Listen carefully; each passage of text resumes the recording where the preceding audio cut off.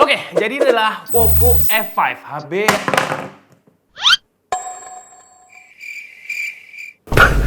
Oke, jadi ini adalah Poco F5 HP yang menggebrak pasar karena katanya dia ini flagship killer tapi harganya mid-range. Kalau punya uang 5 jutaan sejauh ini dan kalian carinya price to performance, Poco F5 gak ada saingannya lah. Kalau carinya performa tanpa lihat racikan lain, tanpa lihat operating system, kamera, dan racikan-racikan lainnya, khusus di performa aja, udah beli aja, gak usah ragu. Karena terbukti di e-commerce penjualan resminya aja dia terjual lebih dari 10.000 unit. Padahal dia di launching tanggal 27 bulan kemarin. Jadi masih belum 1 bulan. Belum lagi yang di reseller-reseller yang harganya lebih mahal, ada yang laku juga. Intinya HP ini peminatnya banyak. Dan saya setuju sih ya untuk kelas harganya emang dia sebagus itu. Channel lain udah banyak yang ngebahas, banyak yang bilang terlalu murah, terlalu kenceng, worth it parah, gak ada lawan, ngerusak pasar. Iya, saya setuju sih. Intinya di kelas harga 5 jutaan dia bukannya nggak ada lawan sih ya. Belum ada lawan. Bahkan saking larisnya HP ini kemarin sempat ada masalah di Facebooknya Xiaomi Indonesia. Masalah ini datang dari Rahmat Fadilah yang beli HP Poco di Tokped resminya Xiaomi yang datang itu boxnya doang. Entah karena quality controlnya tim Xiaomi yang harus packing cepet-cepet sampai akhirnya kirim box doang.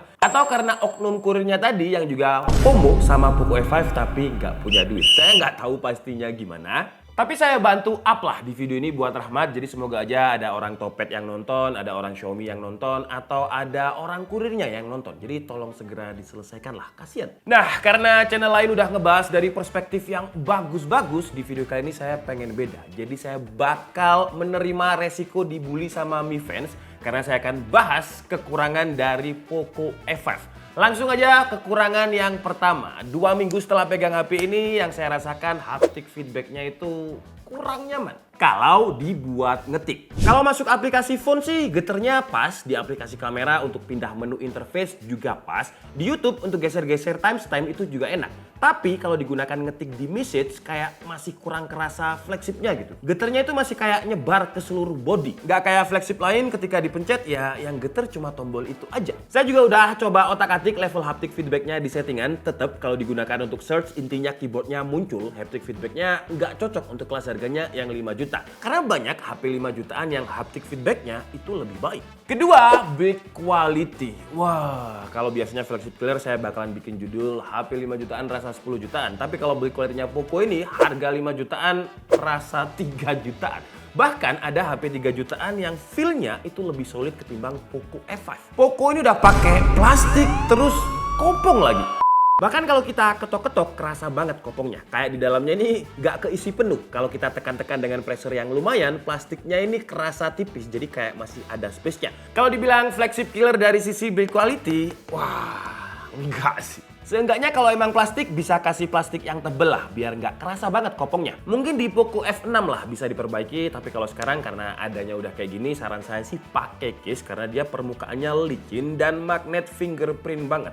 Gampang banget kotor, jadi pakai case aja lah biar aman. Kekurangan ketiga, kameranya. Kalau untuk main kameranya sih ada upgrade ya dari seri F4 sebelumnya, terutama di bagian videonya. Dengan sekarang udah ada electrical image stabilization yang memang dia lebih stabil walaupun ya jitter-jitter dikit.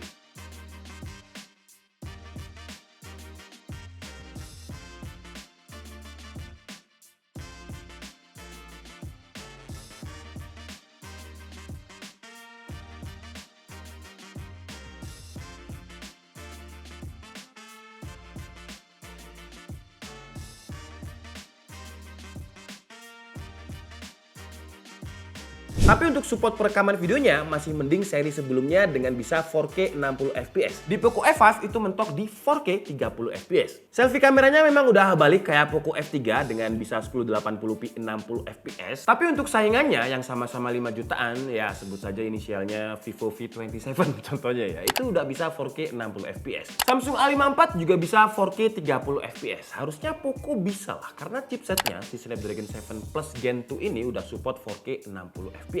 Oke, jadi ini adalah kualitas kamera depannya si Poco F5. Maaf kalau mata kiri saya berair karena memang masih sakit, makanya di video yang kena lighting saya harus pakai kacamata.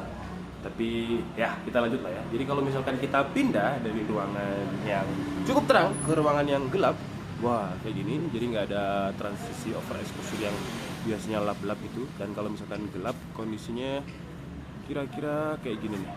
Nah, masih oke ya gelapnya kalau di layarnya ini. Cuma nanti kalau dipindah di PC gimana ya kita lihat sama-sama ya nanti. Terus kalau kita berubah lagi atau pindah lagi ke ruangan terang, kira-kira kayak gini. Terus untuk autofocus juga wah, masih oke juga. Cuman tone warnanya, nah ini harusnya nih kayak ada detailnya gitu, harus ada lampu-lampunya. Cuman ini jadi kayak lebih nge-flag gitu. Jadi HDR-nya ya sama kayak ketika siang hari, jadi kurang detail aja untuk HDR-nya. Dan ini kamera belakang di resolusi 4K 30 fps ya. Kira-kira kayak gini. Kalau kita pakai ultra wide-nya dia nggak bisa di 4K 30 fps, mentoknya di 1080p 30 fps. Masih ada jitter-jitternya ya. Kalau misalkan kita geser kiri kanan, tuh kalau atas bawah sih masih oke.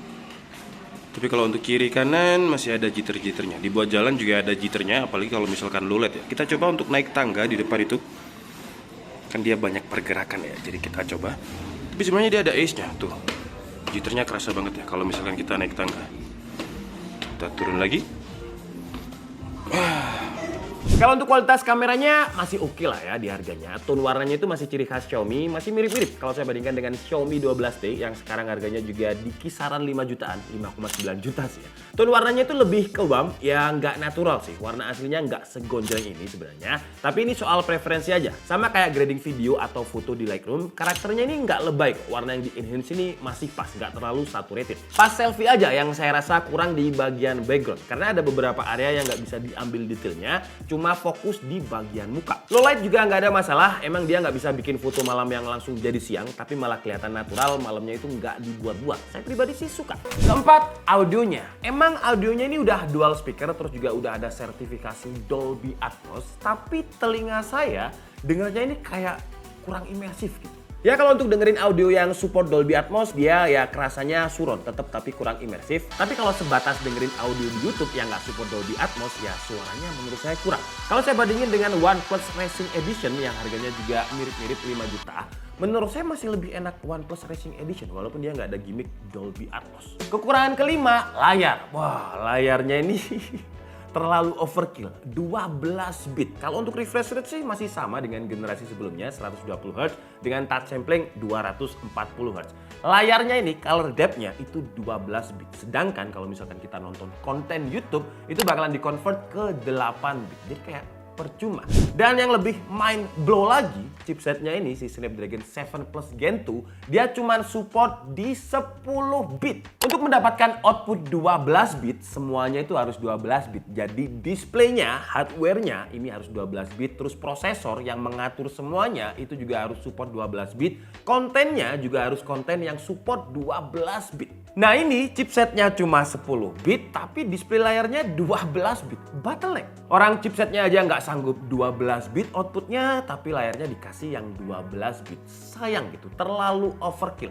Dan saya juga nggak bisa mastiin ini 12 bit beneran atau enggak, karena saya nggak punya device untuk ngetes dia. Ya kita ikut klaim Xiaomi aja lah 12 bit, tapi saran saya sebaiknya ya 10 bit aja, terus bagian hardware yang 12 bit yang harusnya lebih mahal ini dialokasikan ke kameranya tadi biar bisa 4K 60 fps.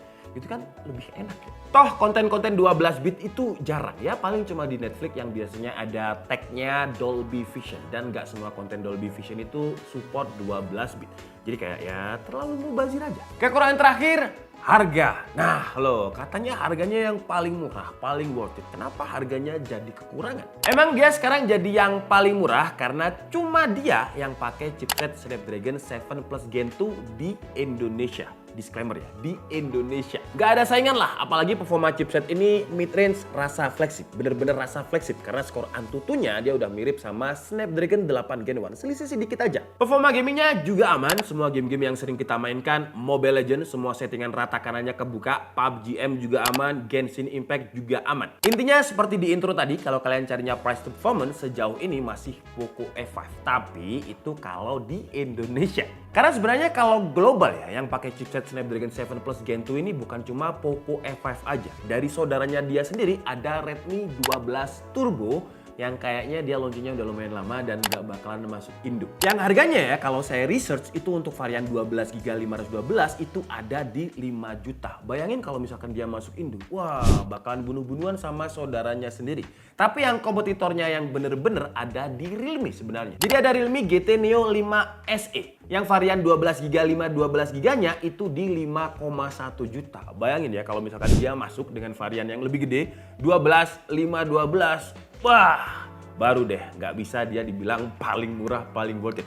Apalagi Realme itu udah under display fingerprint. Di dalam layar fingerprintnya. Kalau ini kan masih side fingerprint ya. Ya kita lihat aja lah ke depannya si Realme ini mau masukin atau enggak, harganya mau ngikutin harga di sana atau enggak. Karena kalau kita lihat si Poco F5 ini harga launching di Cina sama harga launching di Indo itu lebih murah di Indo. Terus kayak brand lain, Vivo, Samsung, Oppo ya semoga segera meramaikan lah dengan Snapdragon 7 Plus Gen 2 ini biar Poco ini nggak di atas terus, biar dia nggak mendominasi, biar ada lawan, biar market itu rame. Tapi kalau dari tiga besar itu sih biasanya harganya karena racikannya beda ya, nggak price to performance aja, biasanya harganya sih lebih mahal. Sebenarnya yang bisa jadi harapan itu ya Realme atau Infinix. Ayolah Infinix, jangan main di kelas entry level. Untuk kelas 1 juta, 2 juta, 3 juta, oke lah Infinix udah dapat gelar King Phoenix. Tapi sekarang waktunya keluar dari zona nyaman untuk main di 5 jutaan pakai Snapdragon 7 Plus Gen 2 dan kasih harga di bawah Poco. Wah, itu bakalan rame sih. Dan kesimpulannya dengan 6 kekurangannya tadi, Poco ini masih worth it untuk dibeli karena ya itu tadi belum ada saingannya di harga kelas 5 juta. Apalagi kalau kalian carinya perform. Ini kalau brand lain mungkin bisa di atas 7 atau 8 juta.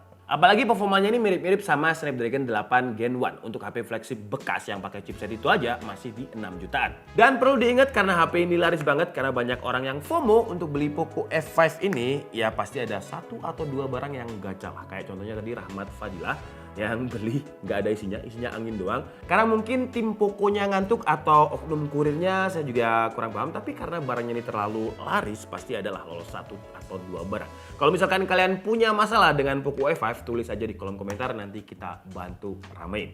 Saya Dika Stabri and see you on the next video. Bye bye.